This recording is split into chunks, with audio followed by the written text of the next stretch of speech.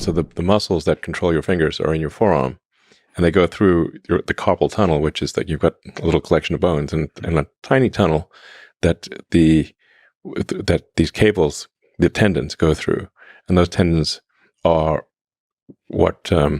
mostly what move your hands. 기술이 하루하루 변하는 세상에서 전기차, 재사용 가능한 로켓, 깨끗한 에너지 네트워크가 이미 진보의 상징이 된 것 같죠. 그런데 늘 시대를 앞서가는 앨런 머스크는 이제 새로운 영역, 바로 인간형 로봇에 눈을 돌리고 있어요. 많은 사람에게 이건 대담하거나 심지어 무모한 도박처럼 보일 수 있어요. 왜냐?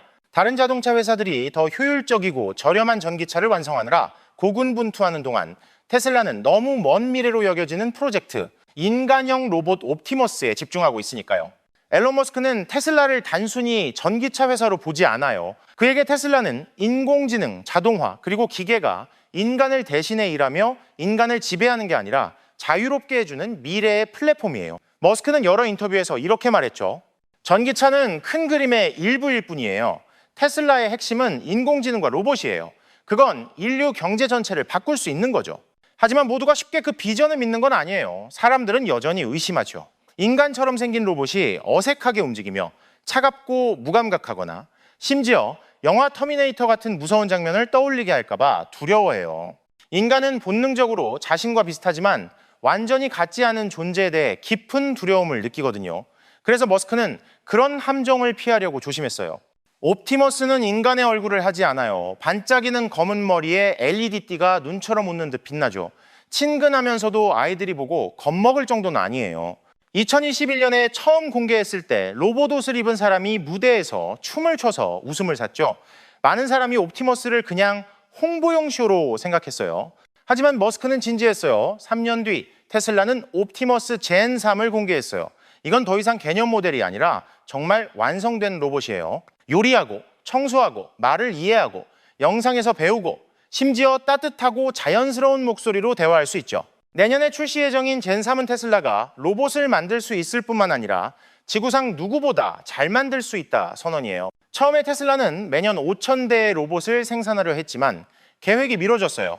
실패 때문이 아니라 젠3이 너무 복잡하고 야심차서 완성의 시간이 더 필요했던 거죠. 그 사이 테슬라는 대규모 생산을 조용히 준비했어요. 중국 회사나 인텔리전트 컨트롤스에서 6억 8,500만 달러어치 부품을 주문했어요. 그건 18만 대의 옵티머스에 들어갈 부품이에요.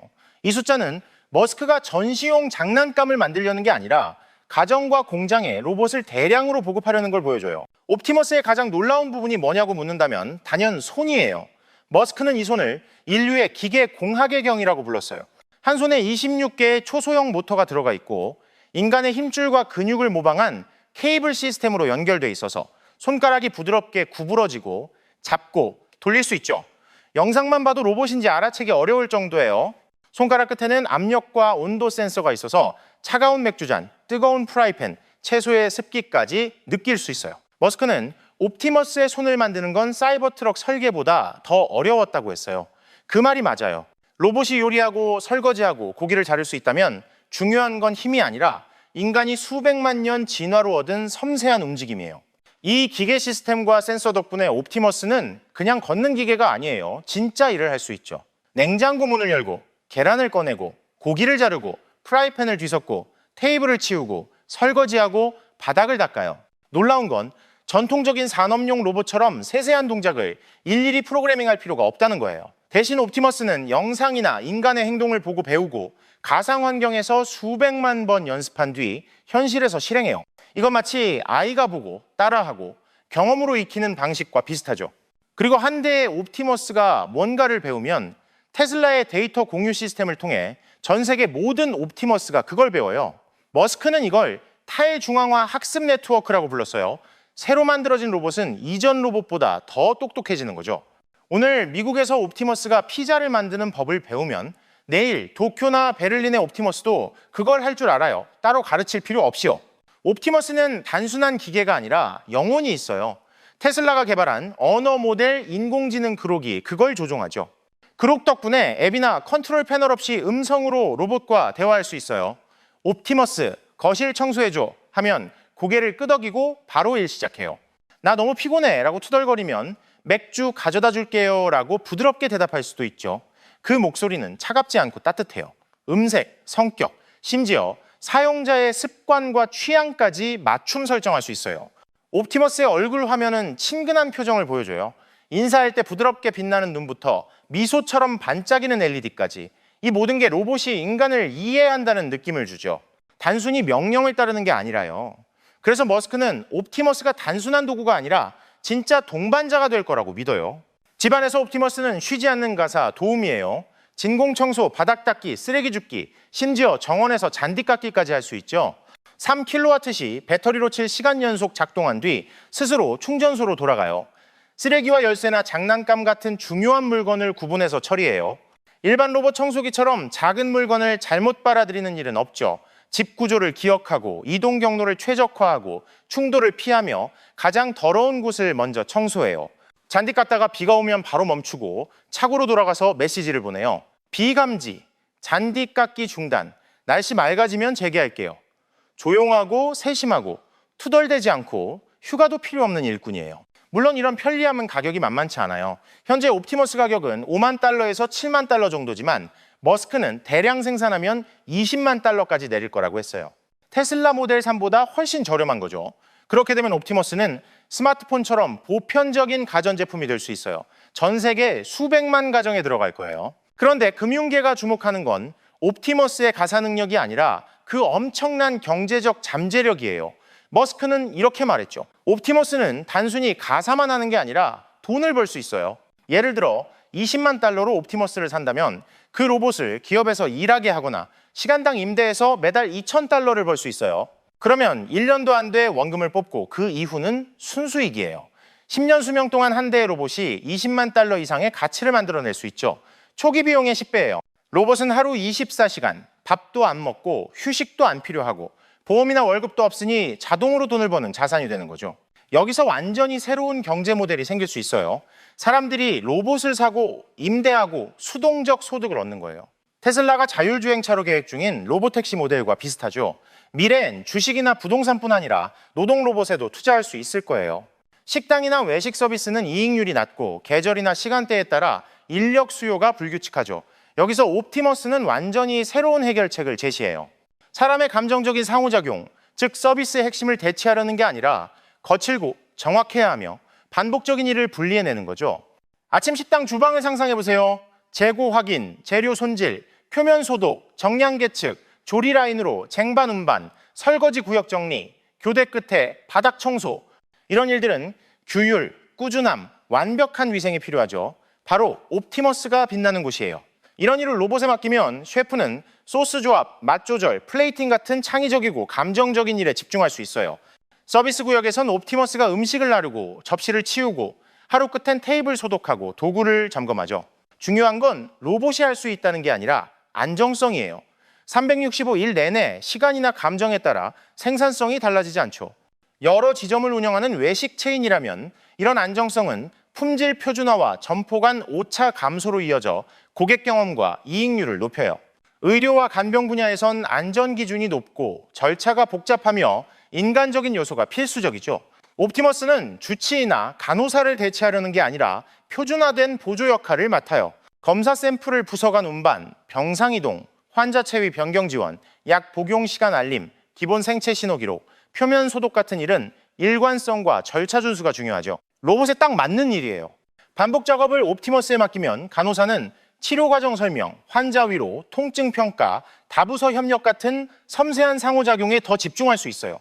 요양원에선 환자 이동 지원, 자세 분석으로 낙상 위험 감지, 생체 신호 이상 경고 같은 일을 할 수 있죠. 결과적으로 작업 부담을 줄이고 피로로 인한 실수를 줄여요. 장기 간병에서 흔한 리스크를 낮추는 거죠. 보안과 감시 분야에선 옵티머스가 뒷무대지만 결정적인 역할을 해요. 고정 카메라와 달리 이동 로봇은 시간대별로 경로를 바꿔 순찰하고 문 잠금 확인, 사각지대 점검, 센서 경보 확인을 할 수 있어요. 학교, 병원, 쇼핑몰에선 첫 번째 반응자로 작동해요. 이상 상황 유리 깨지는 소리, 비정상 시간대 움직임, 천장에서 나는 연기를 감지하고 근거리 증거를 기록하며 사람에게 알리죠. 차이점은 이동성이에요. 로봇이 접근하고 관찰 각도를 바꾸고 간단한 질문을 던져요. 이 구역은 폐쇄됐습니다. 도움이 필요하신가요? 필요하면 물러나고 인간팀이 올 때까지 중간 역할을 해요. 창고나 산업단지에서는 순찰하면서 팔레트 위치 점검, 봉인 확인, 위치 오차를 보고할 수 있죠. 산업과 공장에선 옵티머스가 고정형 로봇 팔과 인간 사이에 간극을 메워요. 전통적인 산업 로봇은 고정된 셀에서 빠르고 짧은 주기의 반복 작업에 최적화되어 있죠. 인간은 유연하고 이동 가능하며 맥락이 바뀌는 일에 강해요. 옵티머스는 이 둘을 연결해요. 공장 바닥을 이동하며 A에서 자재를 가져오고 B에 전달하고 C에서 나사를 조이고 D에서 코드를 읽으며 동적 명령에 따라 작업을 바꿀 수 있죠. 부품 조립에선 섬세한 동작을 처리해요. 레버 당기기, 정밀 맞춤, 지정된 힘으로 나사 조이기, 컴퓨터 비전으로 다음 공정 전 점검까지. 창고에선 재고 순환 점검, 선반 정리, 주문 피킹을 하고 무거운 물건이 있으면 자율 포크리프트를 호출해 디지털 작업 반장처럼 조율하죠. 핵심 가치는 단순히 인력을 대체하는 게 아니라 유연한 공장 구조를 만드는 거예요. 고정된 라인에 덜 의존하고 제품 변경이 쉬워지고 모델 전환 시간이 줄어드는 거죠. 기술을 넘어 경제적, 사회적 파급 효과를 보자면 옵티머스가 보편화되면 비용 구조가 바뀌어요. 많은 산업에서 직접 인건비가 큰 비중을 차지하죠. 이걸 자본 비용 로봇 금액과 낮고 예측 가능한 운영비로 전환하면 기업은 이익률을 안정화하고 연구개발, 마케팅, 지역 확장에 더 투자할 수 있어요. 이런 안정성은 현금 흐름의 지속성 덕분에 기업의 주가 수익비를 높여요. 또 노동 소유의 탈중앙화가 일어나죠. 대기업뿐 아니라 가정, 소상공인, 스타트업도 한두 대의 로봇을 사서 소규모 사업을 운영할 수 있어요. 커피숍, 베이커리, 콘텐츠 스튜디오, 수공예 공방 같은 곳에서요. 이 세상에서 주인은 사람뿐 아니라 로봇팀과 인간 파트너를 관리하며 각자의 강점을 살려 일을 나누죠. 당연히 이런 큰 변화는 공정성과 기술 재분배 문제를 동반해요. 로봇이 반복 작업을 맡으면 일부 노동자는 재교육이 필요해요. 다행히 새 일자리는 운영, 훈련, 유지 보수, 공정 설계, 감독 같은 기술 중심이에요. 단기 과정이나 마이크로 자격증, 일하면서 배우는 방식으로 습득할 수 있죠. 직업훈련소는 로봇 트레이너 센터로 바뀔 수 있어요. 작업을 규칙, 예시, 예외 상황으로 해석하고 영상, 시뮬레이션, 피드백 데이터로 로봇을 가르치는 거죠. 뛰어난 기술자는 작업 엔지니어로, 경력 많은 작업 반장은 로봇 운영 리더로 전환할 수 있어요. 정책은 재교육 바우처, 로봇 관련 견습생을 받는 기업에 세금 공제, 새로운 직업 표준을 만들어 노동시장이 원활히 돌아가게 해야 해요. 다음은 윤리 안전, 프라이버시 문제예요. 로봇이 생활과 작업 공간에 들어오면 데이터 장벽이 필수예요. 접근 권한, 로컬 클라우드 저장, 영상 익명화, 방별 시간대별 녹화 금지 모드 같은 거죠. 민감한 환경 의료 교육에서는 모든 작업에 감사 로그가 필요해요. 누가 권한 줬는지, 로봇이 뭘 했는지, 언제 했는지, 센서 로그는 어땠는지, 기계적 안전을 위해 긴급 정지 구역, 접촉 힘 한계, 인간 우선 행동 멈춤, 양보, 알림, 표준도 필요하죠. 옵티머스가 언어로 상호작용하니까 콘텐츠 필터, 대응 프레임, 유머 비꼬기의 범위도 현지 문화에 맞게 설계해야 부적절한 상황을 피할 수 있어요. 이 부분을 잘 실행하면 사회적 수용도가 결정되어 규모 확대의 필수적인 요소죠. 거시적으로 보면 인간형 로봇의 보편화는 전기화나 인터넷에 버금가는 생산성 향상을 가져올 수 있어요. 자본 로봇 구매로 기본 노동을 거의 무한히 확장할 수 있다면 성장의 한계가 높아져요. 고령화 국가 이탈리아, 일본, 독일은 노동 부족으로 로봇의 비용 대비 이익이 빠르게 높아져 초기 수혜자가 될 거예요. 개발도상국은 저렴한 자본과 안정적인 전기 디지털 인프라를 갖추면 전통적인 산업화를 일부 건너뛰고 거대한 공장 없이도 유연한 공장을 만들어 고부가 가치 제조업 진입 장벽을 낮출 수 있죠. 이 모든 건 앨런 머스크의 비전을 보여줘요. 대중이 테슬라를 전기차 회사로 보지만 그가 조용히 추구하는 건 물리적 세계를 위한 인공지능 인프라예요. 자율주행차는 바퀴 달린 로봇이고 옵티머스는 팔다리가 있는 로봇이고 배터리, 충전, 기가 규모 생산은 로봇 군대의 혈관과 근육이에요. 기업 관점에서 테슬라는 고급 하드웨어 제조사에서 로봇 경제 플랫폼으로 바뀌어요.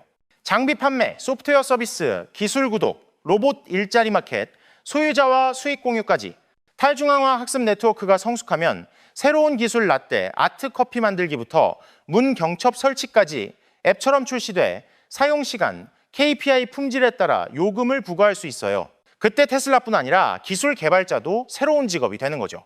이 비전은 머스크가 옵티머스의 얼굴을 너무 인간답게 만들지 않은 이유도 설명해요. 심리적 장벽을 낮추고 유용성, 안전, 신뢰를 우선시한 거죠. 사회가 익숙해지면 로봇은 친근한 수준에서 표정을 조금씩 늘려 더 섬세한 소통을 할 수 있어요. 자율주행차가 지원 수준을 단계적으로 올리며 데이터, 신뢰, 기술 표준을 쌓은 것과 비슷한 전략이에요. 경제학적으로 옵티머스는 단순한 제품이 아니라 자율 생산 단위예요. 인간의 노동 없이 가치를 만들어내죠. 개인 차원에서 로봇 한 대는 초기 자본으로 작동하는 능동소득원으로 볼 수 있어요. 20만 달러짜리 로봇이 하루 10시간 일하고 전기 비용은 1달러 미만, 인간 노동 가치가 시간당 25달러라면 3, 4개월이면 원금을 뽑아요. 이후 10년 수명 동안은 순수익이죠. 기계장비 역사상 유례없는 투자 수익률이에요. 기업, 특히 중소서비스나 제조업체에 옵티머스는 새로운 재무 기준을 열어요. 고정인건비 대신 로봇을 자산으로 감가상각하며 안정적인 현금 흐름 계획과 규모 확장이 쉬워져요. 커피 체인은 10개든 100개든 점포에서 같은 품질을 유지할 수 있어요. 로봇이 클라우드를 통해 기술을 동기화하니까요. 인력 교육 비용과 시간 손실은 한 번의 훈련으로 전 세계에 적용되죠. 대기업만 누리던 효율성을 중소기업도 가질 수 있게 되는 거예요. 그 이면에는 거대한 부수경제 네트워크가 있어요. 수백만 대의 로봇이 작동하려면 전기 유지 보수, 소프트웨어 업데이트, 손, 눈, 배터리, 프로세서 모듈 업그레이드가 필요해요. 아이폰의 부품 및 서비스 생태계와 비슷하죠. 테슬라는 칩 설계부터 전력 시스템, 인공지능, 사후 서비스까지 수직 통합 생산 체계를 갖췄어요. 옵티머스 한 대가 팔릴 때마다 하드웨어뿐 아니라 소프트웨어와 서비스로 반복 수익을 내죠. 주방 패키지, 노인 케어 패키지, 산업 유지 보수 패키지 같은 전문 기술 패키지도 포함돼요. 앱스토어처럼 기술 개발자가 모듈을 팔고 테슬라는 플랫폼 수수료를 받는 구조예요. 하드웨어와 소프트웨어가 결합된 수익 구조는 테슬라의 총이익률을 전례 없는 수준으로 끌어올릴 거예요. 또 다른 중요한 건 로봇 공유 경제예요. 머스크가 제안한 대로 테슬라의 로봇택시처럼 옵티머스 소유자는 로봇을 공유 플랫폼에 등록할 수 있어요. 집에서 로봇이 필요 없을 때 기업, 병원, 공공서비스에 임시로 배치해 자동소득을 만들죠. 플랫폼은 위치, 기술, 신뢰도, 로봇 역량에 따라 작업을 배분해요. 우버 같지만 기계 노동을 위한 거죠. 이 구조는 옵티머스를 유동성이 높은 자산으로 만들고 심지어 로봇 소득 기반 채권 같은 새로운 투자 상품으로 증권화할 수도 있어요. 테슬라나 금융기관이 로봇 투자 펀드를 만들어 개인이 자본을 모으고 로봇이 일하며 스마트 계약으로 수익을 자동 분배하는 미래도 멀지 않았어요. 동시에 사회는 노동 가치의 재정의를 맞이할 거예요. 수세기 동안 인간의 가치는 육체 노동이나 반복 기술에 묶여 있었죠. 이제 로봇이 더 효율적으로 할 수 있어요. 이건 인간이 일자리를 잃는다는 뜻이 아니라 가치가 실행에서 창조, 설계, 영감으로 이동한다는 거예요. 로봇 시스템을 구상하고 프로그래밍하고 조율하는 사람은 현실 엔지니어가 될 거예요. 인터넷 시대를 만든 소프트웨어 엔지니어처럼요. 사회적으로는 혼합 소득이 나타날 거예요. 개인 노동과 각자가 소유한 로봇 자본에서 오는 소득이 섞이는 거죠. 당연히 이런 변화는 정책 대응이 필요해요. 세무당국은 로봇 노동에 대한 세금 모델, 자산 분류, 합리적 공제를 갱신해야 해요. 교육 시스템은 인공지능, 로보틱스, 기계윤리, 자동화 경제를 일반 교과에 넣어야 하죠. 가장 중요한 건 기술윤리예요. 자율성의 한계, 피드백 메커니즘, 인간의 제어 및 연결 끊기 권한, 인간의 투명성과 통제력이 옵티머스가 동반자인지 무서운 그림자인지 결정할 거예요. 가장 낙관적인 시나리오에서 테슬라가 연간 수백만 대 생산에 성공하면 세상은 로봇 대중화 시대에 들어설 거예요. 1990년대 초 개인용 컴퓨터나 2007년 이후 스마트폰처럼요. 그때쯤이면 가정마다 최소 한 대의 로봇이 있을 거예요. 청소뿐 아니라 아이 돌보기, 학습 지원, 수리, 정원 가꾸기, 기록, 주인의 기본 작업 대행까지 생활 수준은 시간과 노력 비용 감소로 크게 오를 거예요. 고령화 국가는 로봇 인구로 생산성을 유지하고 젊은 경제는 노동 인구 폭발 없이 생산성 격차를 좁힐 기회를 얻죠. 인공 노동자가 글로벌 자산이 되면 인구 규모 확대 없이 몇십 년 안에 세계 국내 총생산이 2배로 뛸 수 있어요. 경제 역사상 처음 있는 일이죠. 테슬라에게 옵티머스의 여정은 기술 유산의 통합이에요. 장시간 작동 가능한 고용량 배터리, 고효율 전기 모터, 자율주행차의 비전과 센서 시스템, 그로게 언어와 학습 인공지능, 대량 생산을 위한 기가팩토리 공정까지 이 모든 게 합쳐지면 테슬라는 더 이상 자동차 회사가 아니라 인공지능을 위한 물리적 몸을 만드는 기업이 돼요. 각 로봇이 자체 현금 흐름을 만들면 테슬라의 시장 가치는 자동차 수가 아니라 로봇 수에 따라 커질 거예요. 그 모델에서 옵티머스 한 대는 움직이는 주식이 돼요. 수익을 내고 자율작동하며 글로벌 자산에 기여하는 거죠. 하지만 이 변화는 단순히 수익에 관한 게 아니에요. 그 밑에는 현대적인 인본주의 철학이 있어요. 기술을 인간을 대체하는 게 아니라 돕는 데 쓰자는 거죠. 머스크는 인공지능이 유기적으로 삶에 녹아들어야 한다고 강조해요. 친근하고 유용하고 투명해야 하죠. 그래서 옵티머스를 친근한 가사 도우미로 시작한 거예요. 금속전사나 냉정한 직원이 아니라요. 설거지, 요리, 주인이 외로울 때 대화까지 옵티머스는 인간과 기계의 관계를 부드럽게 만들고 기술이 돌볼 수 있다는 믿음을 심어줘요. 그 이미지는 완전히 다른 미래를 그려요. 긴 하루 끝에 집에 돌아오면 방은 깨끗하고 부엌에선 갓 구운 빵 냄새가 나고 복도에서 금속 발소리가 가볍게 울려요. 로봇이 테이블에 오렌지 주스를 놓고 우아하게 몸을 돌리며 얼굴 화면에 부드러운 미소를 띄워요. 인간은 아니지만 당신을 이해해요. 당신이 원하는 것, 좋아하는 것, 싫어하는 것, 그리고 무엇보다 쉬고 싶다는 걸 알아요. 그 순간 옵티머스는 기술 제품이 아니라 새로운 진화 단계의 상징이에요. 인공지능이 컴퓨터나 폰에 갇혀 있지 않고 우리 곁에서 걷고 성실하고 이해심 있게 존재하는 거죠. 많은 이에게 아직 멀게 느껴질 수 있어요. 하지만 휴대폰도 30년 전엔 부자들만 필요로 했죠.